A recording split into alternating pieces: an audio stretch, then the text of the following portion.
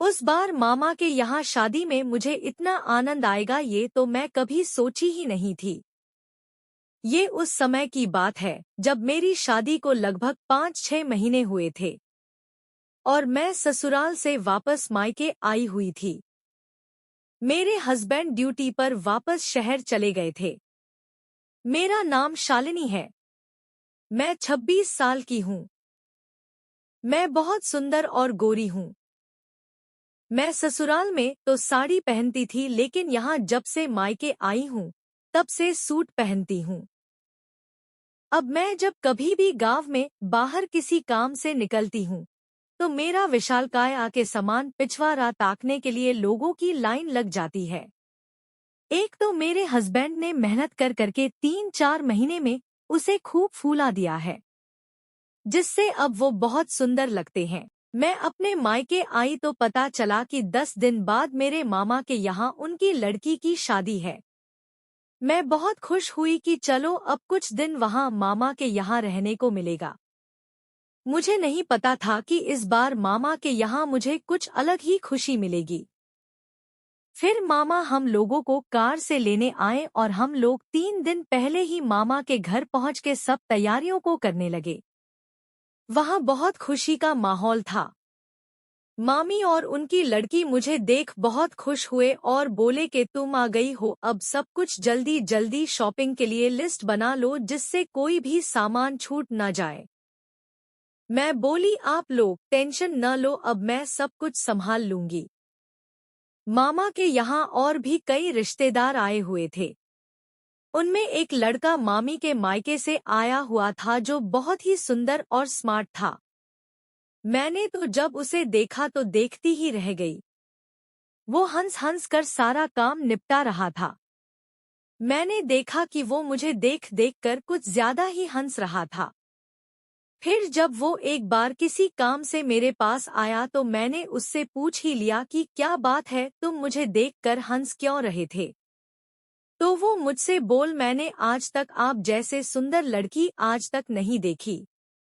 आज सच में बहुत खूबसूरत हो। मैं बोली मेरी शादी हो चुकी है लेकिन मेरे हस्बैंड तो ऐसा कभी नहीं बोले। तो वो बोला कोई बात नहीं, अभी तो यहाँ काफी दिन रहना है, किसी दिन मौका मिला तो मैं आपको बताऊंगा कि आप कितनी खूबसूरत हो। मैं बोली तो कुछ नहीं, लेकिन जवाब में बस हल्के से मुस्करा दी। उसके बाद सब लोग दिन भर तैयारियों में बिजी रहे और शाम को खाना खाने के बाद अब आराम करने की तैयारी करने लगे।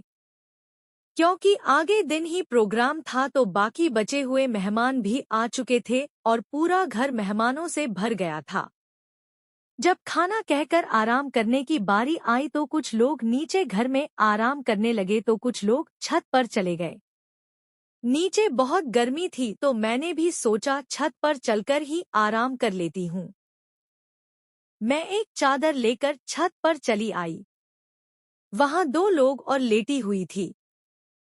कुछ दूर पर मैं भी आराम करने लगी और हस्बैंड से मैंने थोड़ी देर बात की, फिर मुझे नींद आने लगी। थोड़ी देर बाद मेरी नींद अचानक से खुली तो मैंने देखा कि वो भी आकर बगल में ही आराम कर रहा था। मैं तो मुस्करा उठी। मैंने आसपास देखा तो बाकी दोनों औरतें नीचे जा चुकी थी। तभी मुझे बहुत जोरों की सुसु आने लगी। मैंने एक बार उसकी तरफ देखा तो ऐसा प्रतीत हुआ कि वो गहरी नींद में सो रहा है। उस समय डेकोरेशन के लिए ढेर सारी लाइट्स लगाई गई थी जो जल रही थी। इस वजह से पूरे छत पर उजाला था। मेरी समझ में नहीं आ रहा था कि मैं सुसु को कहाँ करूं। मैं सोच रही थी कि क्या मैं नीचे जाके करके आऊं, लेकिन मैं दिन भर काम धाम के चक्कर में इतनी थकी हुई थी कि मेरा नीचे जाने का मन नहीं किया। मैंने सोचा कि अगर मैं ऊपर निपटती हूँ तो ऐसा न हो ये अचानक से जग जाए और सब दर्शन कर ले। मैं इसी सोच में काफी देर से लेटी थी और प्रेशर बढ़ता ही जा रहा था। फिर मैंने सोचा लाओ यहीं ऊपर ही हो लेती हूँ। जैसे ही मैं सुसु करने बैठी वो उठ गया और उसने सब कुछ दर्शन कर लिया। मैं जल्दी से भागी और चादर ओढ़ कर लेट गई। उसने मुस्कुराकर कहा, मैंने सब दर्शन कर लिया। अब तो मुझे पता चल गया आप अंदर से भी बहुत खूबसूरत हो। फिर उसने मुझे उस सुख का एहसास करवाया जो मुझे मेरे हस्बैंड भी नहीं करवा पाए थे। उसने मुझे इतना सुख दिया कि मैं एकदम तृप्त हो गई। मुझे बहुत आनंद मिला। उसके बाद तो मैं जब तक वहां रही कई दिन तक आनंदित होती रही।